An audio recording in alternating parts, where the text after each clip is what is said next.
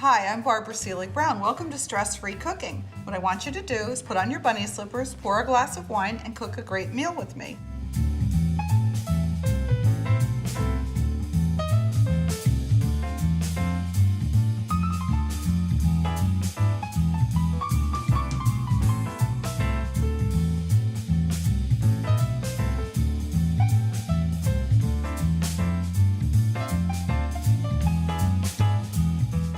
Hi, I'm Barbara Selig Brown. Welcome to Stress-Free Cooking. Today's show is very special to me because I have a very dear friend who's going to teach me how to cook some typical Roman dishes. Hi, Val. Hi, this Barb. is my friend Val Brzezinski. Val and I have been good friends for a long time. In fact, I refer to Val and his lovely wife Lori as my dream friends because we've just been such close friends for so long. So, Val, before we start, of course, we need to have a little bit of wine. I'm always ready. Would you put on your bunny slippers for me? Oh, absolutely. So we're going to put on our bunny slippers, pour a glass of wine, and cook some great Roman dishes for you. My wife and I always use our bunny slippers at home ever Cheers. since we've learned about stress-free cooking. All right, so Val, tell us what we're going to make Delicioso. today. Well, today what we're going to do is as Barb's chalkboard shows there, a typical Roman meal made up of a couple of three different dishes. And one of the things I like about this meal is that for non-professional cooks like myself, a lot of this stuff is what we can make ahead of time. Which is great for Which entertaining. makes it great for entertaining and a lot easier and much more stress-free for And also, stay-at-home I think chef. when you are not stressed as the host or hostess, your guests are much more relaxed. Oh, makes it tons and tons easier. Right. No doubt about it. So what we're going to do is we're going to start with a typical Italian first course, and this would be a very, very traditional Roman first course. It's called bucatini alla romana or bucatini alla matriciana, and this is something that comes specially out of the city of Rome. Tell us about the bucatini. The bucatini, long, very hard pasta with a hole in the middle. Got a lot of chew. For those folks that don't like a soft, mushy pasta, it's not going to happen with a bucatini, and it's going to give you really a nice chew. The little hole in the middle sucks up a little bit of the sauce as you go. So it's really a perfect pasta for this. So what do you need me to do first? So, this is, again, in the philosophy of stress-free cooking, this sauce is extremely easy. A couple of different ingredients, a little onion, a little garlic, a little pancetta, some crushed red pepper, and tomato sauce, and you're ready to rip. The first thing we're gonna do is render the pancetta, which basically means melt it down a little bit until it becomes a little crunchy. We're gonna just put it in a pot, let it just kind of render a little. Actually, a little olive oil will never hurt as well, so we can put a drop of that in Yeah, there. pancetta's so low in fat Yeah. that you do sometimes need to add a little oil to help it brown. So let's talk about chopping onions. So I cut the stem end off the onion, and I've cut it in half so that I have a flat surface so my onion will not roll away from me. Peel off the skin. And then what I'm going to do is make some horizontal cuts. And actually this is a small half, so I don't need too many. Vertical cuts, keeping the root end intact so that the onion stays together. And then I just cut across the top. And if I feel any of my chop is too large, I just go over it again with a chef's knife. Whoop, Oop. and spill the pepper, but that's okay. It's okay, we'll use it. That's okay. It happens at home. Okay, Absolutely. so you want this onion just on the side, correct? We're gonna have that on the side. Okay. We're gonna do the same with the garlic? With the Okay, garlic. get rid of the onion skins. Keep your cutting boards as clean as possible so you have lots of room to work. Take a clove of garlic with the skin on it. Place the chef's knife on top. Give it a good whack, and the skin comes right off. And it's already partially chopped. Okay, so there's your garlic. You want 2 cloves? Let's put 2 in, yeah. Why not? And of course, if your clove of garlic is really small, you're going to need maybe 3 or 4. If your clove of garlic is really large, you might only need 1. So we have our very high quality crushed tomatoes ready here. And it's really important to have everything ready when you're cooking, everything measured out, everything chopped in advance, And that way, when you're cooking, you don't end up burning the garlic or forgetting to put something into the dish. So Val, I think the pancetta looks like it's nice and brown. It is indeed. So do you want to add the onion? Absolutely, and All there's right. enough olive oil in there to saute the onions and the garlic, so we're in good shape. Okay, so onions and garlic at the same time. No, onions first. We sweat the onions a little bit. Don't want to take a chance of overcooking the garlic because it gets bitter if it gets too cooked. Although there's enough moisture in there where it might not. I don't think the garlic would burn in that. No, but, it won't burn you know, in it. that's okay. At this point, I'm going to put in a little bit of this stuff, and This stuff is crushed red pepper. absolutely crushed red pepper, and I like a lot of it, but to taste. Can I add the garlic? You can add the garlic. Go for it. Good to go. And that's, except for the tomatoes. That's it? That's it for the ingredients. Everything Okay. else is So you want to cook this down a little bit before you add the tomatoes. We're gonna, yeah. So we're not going to brown the onions. We're just going to soften them a little bit. Just soften them up. Okay. Let So a them couple sweat. minutes, 2 to 3 minutes. Let them sweat a little bit. Okay. And then the sauce goes in and let it do its magic. So let me take the lid off. And I'm going to add about a tablespoon of salt. Is that Well, the Italian rule is you need to make the water as salty as the ocean when you're cooking pasta. okay? So that's fine. But I like to go a little low salt, so we'll add Okay. a tablespoon. There you go. Okay, so the water's boiling, so why don't you go ahead and put the pasta in there? All right, so I'm going to put the lid back on just to make sure that the water comes back to a boil immediately. There you go. The more quickly the water comes back to a boil, the less sticking or chance of sticking you have with your pasta. Absolutely. We're ready to go. Ready for tomatoes? Yeah, let's Okay, put that- can you hand me that spoon so I can pour the tomatoes over the There you back go. of the spoon so that they don't splash all over my kitchen? What a neat trick. Yeah, that's, I didn't know that. See, that's why I'm friends with you, because you teach me all these wonderful little things.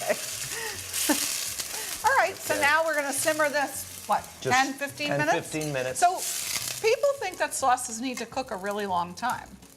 Not this kind of a sauce. If you're going to do a meat sauce, where you're going to put a lot of meat ingredients in there, some beef, some sausage, some meatballs or whatever, that's the kind of sauce that you want to have simmer on a Sunday afternoon for hours. It's the meat sauces that need the longer cooking time. Okay. The fresh tomato products, the fresh tomato sauces. And of course, if your ingredients are really fresh and of high quality, you need to cook them less. Absolutely. Okay. So So while this simmers and while our pasta cooks, and the pasta's going to cook maybe 10 minutes or so. I know that overcooked pasta is absolutely one of your pet peeves. We've had this discussion many times.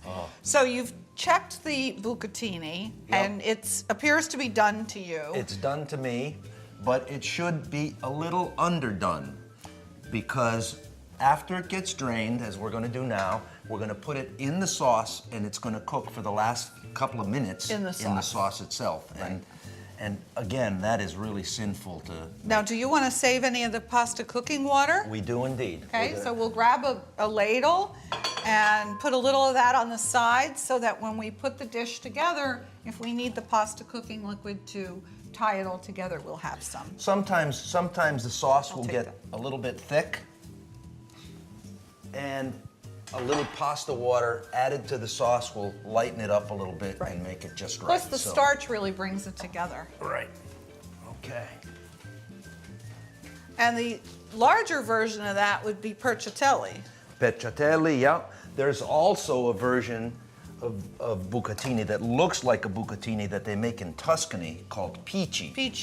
P-I-C-I. I've actually made pici myself. And that's a pasta that you want to talk about al dente. You want to talk about a pasta that's gonna give you a chew. That is serious chew. Pici is basically a long hand-rolled spaghetti, and each piece is rolled on a board Exactly. by hand. Exactly. So it is very dense. It's very chewy. Very Yeah. chewy. That looks beautiful. My wife and I absolutely fell in love with pici when we went to Tuscany a few years back. This is pecorino romano. You don't want to put Parmesan in A a Roman Roman dish. dish. You want to use Roman pecorino or pecorino romano, Romano. as it's known. And you want to grind up as much as you like. And It's- grind it or grate it Grate it, I should say. when it's time to use it, because you get a lot more flavor and a lot more freshness from your cheese if you buy a piece and grate it when it's time to use it. Exactly. And this is ready to go. Now, if you want more pecorino, more cheese in it, you can certainly do it. Nothing stopping you from adding a little more on top. Okay, so we have a plate right over there for you. We have a plate right here. Okay, and that looks beautiful. We're gonna nest up a little bit. So our first course is ready. And there you are. And I am just gonna grab a fork for us to taste. All right. One for you, one for me. And it's Question. beautiful, and it's very hot. You realize stopping after one taste Oh is my a God. difficult thing. That is so good. That's amazing. And so quick. And I love the bucatini. The bucatini actually has got a lighter taste to it than I thought. And it's got just the right amount of chew.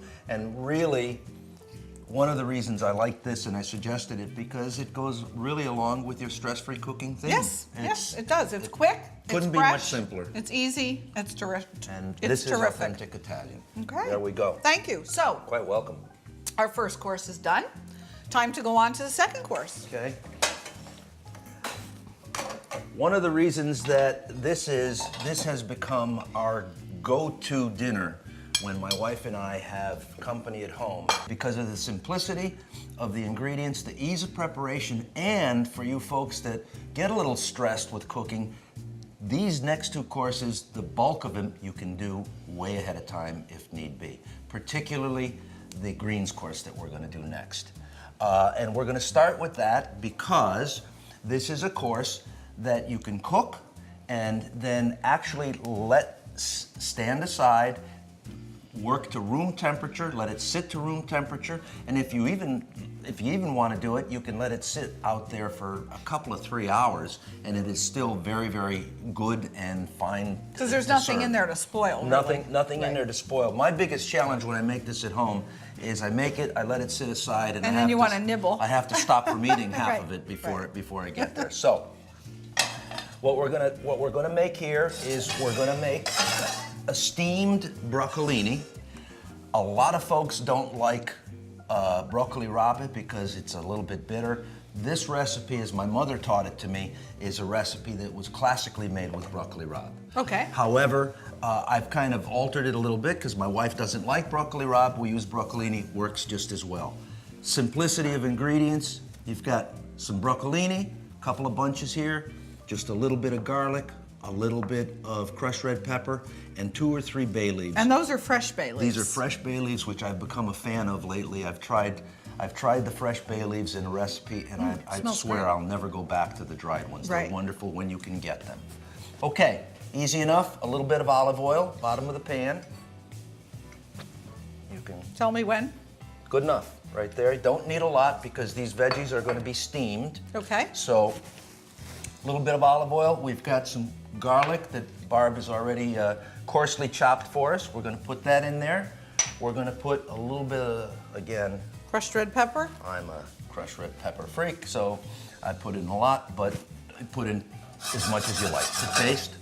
We're just going to let the garlic Cook a minute? just cook a minute. Till you smell it. Till And you that's smell usually it. a good guideline. When you start to smell the garlic, that's a Exactly safe right. place to add other ingredients. Exactly right.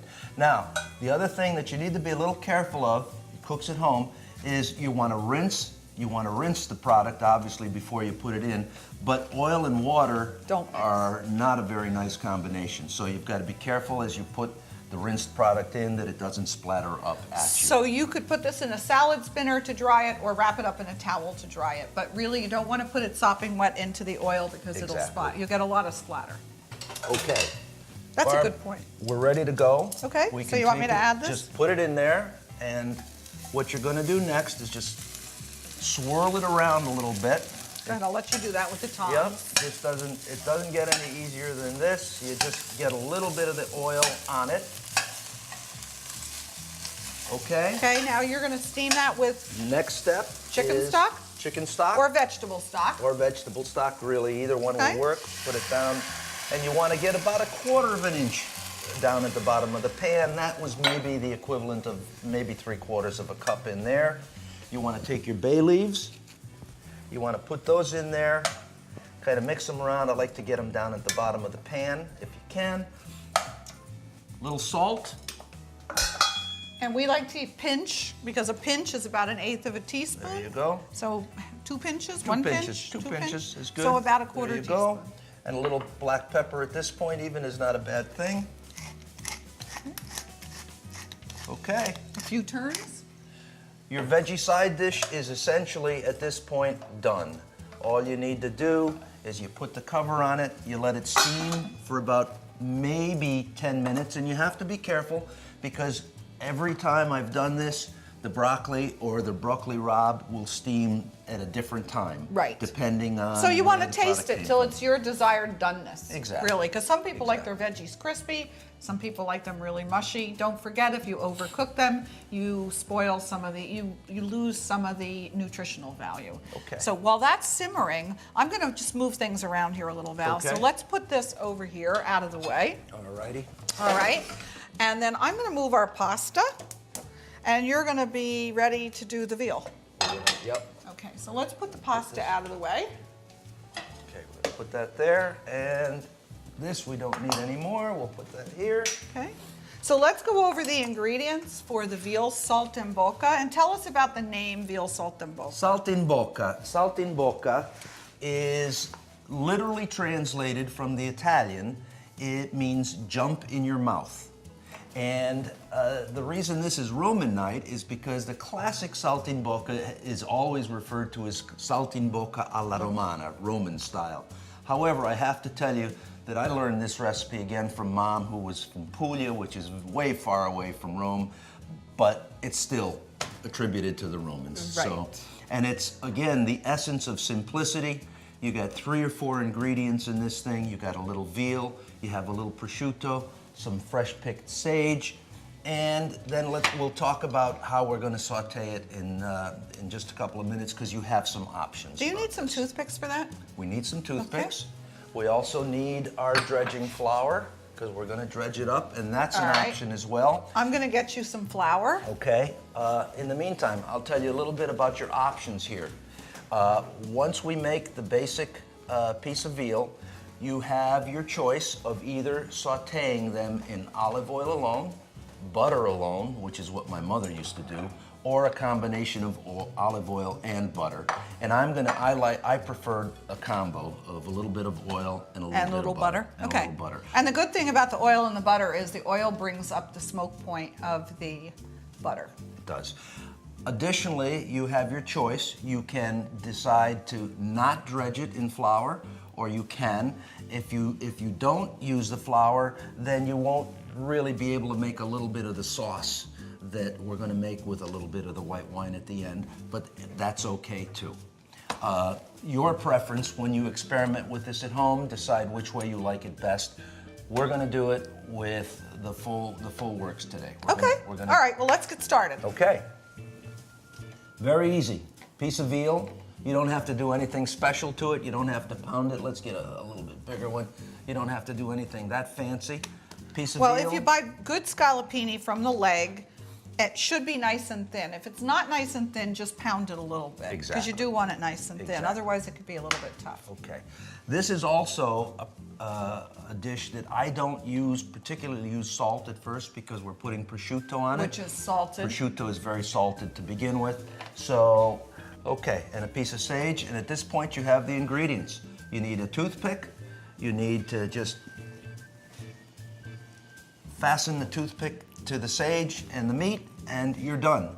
At this point, you can take this, lay it on a plate. If you want to make it the day before, put it in the refrigerator, cover it up with some saran wrap, and you're done. So some of your prep can be done a day ahead. It's not very time consuming, but if you're the type of person that likes to know that it's all ready, then you can do that a day ahead. Minimizes your stress. Right, which is good. There you go. Start out with a couple of tablespoons of olive oil and a couple of tablespoons of butter. You might find that you're going to have to add more oil and butter as you keep on making them. I've had situations and occasions where I've made dozens of these at a time, and so you need to have... Right, and sometimes you need to even start over and clean the pan up a little bit, A little too. bit, exactly. But the thing about Italian cooking is also it's not always specific ingredient amounts that drive good Italian cooking. Yeah. You need to develop a feel for it too, I think. Exactly. And this is very forgiving. I mean, Right. if You can see use- that, yeah. Yeah, if you use It's- 3 tablespoons of olive oil, what's the difference? There's nothing to go wrong. Yeah. So we're just gonna wait for this oil to heat up, for the butter to start to fizzle a little bit. Okay, so this is ready to go. We're gonna dredge these a little bit, all-purpose flour. There's nothing in here. No, dredge it, shake it, and we're ready to go. You want me to pop it in the pan or? I'll get it, there you go. They don't take very long. It'll be maybe a minute or 2 on each side. Right, you don't want to overcook it. You don't want to overcook it. Okay, I'll put them on the side and you can grab Okay, them. there we go. Okay, great, they're beautiful. They're gonna be tasty, especially when we add a little bit of wine and deglaze the pan at the end and toss a little of that juice on top. It's gonna be a lovely thing. And we're using a really nice Roman wine called Frascati, which is a nice light, dry white wine from the town of Frascati right outside of Rome. Yeah, Okay, so we're done with this? we're done. Okay. Okay. Ooh, it's smelling great. It's Looks great, It's smells getting great. there. Okay, Barb, I think we need tongs because these look like they're Okay, I have about- one right here about for you. ready Nice to clean flip. set of tongs. Oh yeah, Oh, that's perfect. and we're gonna flip them around one more time at the end, just to get a little bit of a crunch on the sage and the prosciutto. But you can see these are almost fully cooked at this Beautiful. point. It's quick, it's easy. Yeah, it looks great. There you go. And you're gonna need some white wine. We're gonna need some white wine when we pull these out, Yep. so that we can deglaze and make a little And then we're juice. plate and ready to go. Plate and ready to go. Okay. They So look great. these are Oh, I ready. love, see how nice and And you- brown that is. Nice and brown, a little crunch on the Perfect. sage. Yes, that looks These are great. Oh my absolutely God, ready to go. beautiful. There we go. I'd be thrilled if somebody put that in front of me. Next step, we're gonna add, Barb, just a little bit of wine. We're Okay. gonna Tell me when. Just go for it. That's good, right there. Okay. We're gonna let that reduce just a pinch. The residual flour that's in there from the dredging is gonna thicken Thicken it the up a sauce. little bit. Thicken the Perfect. sauce. What could be easier? You're done. You're done. Why don't we grab a serving plate? Okay. Okay, and we'll plate one of these with the broccoli and let everyone see how it's gonna look with a Okay. little sauce. With a little sauce, and we'll get a little spoon here. We have Actually, I think we need 2 on there. Okay, little sauce. a bit of that on there. Oh, yummy. And how about some broccolini? Coming up. 1. It looks so pretty when you leave the broccolini whole too, I think. Absolutely. There you go. So there we have it, our veal saltimbocca alla romana with our Val's broccolini. Steamed broccoli. Okay. So Val, I wanted to show you this cake. I took a cooking class in Rome in Trastevere, and this was considered a typical Roman cake. It's ricotta cheese. It has some dark chocolate chips, eggs, flour, sugar, and vanilla. And it's sort of a very simple version of a cheesecake. Wow. So I thought you might enjoy having a bite of this. I'm going to let you help yourself. Having a Looks bite of this yummy. typical Roman cake. And I loved it because I learned how to make it just in Rome. That is exquisite. That is really. Isn't that great? That's worthy of a Roman table. It is. I love this cake because it's a lighter version of a cheesecake. Exactly right. Yes, and the chocolate adds just the right little complexity to it. It's wonderful. Right. It's really Well, great. Val, thank you so much for being my guest on Stress Free Cooking today. I really enjoyed cooking with you, as I always do. We have a lot of fun. We have a lot of fun. I hope you'll come back again sometime. Anytime you want me. And thank you Glad for to be joining here. us today on Stress Free Cooking.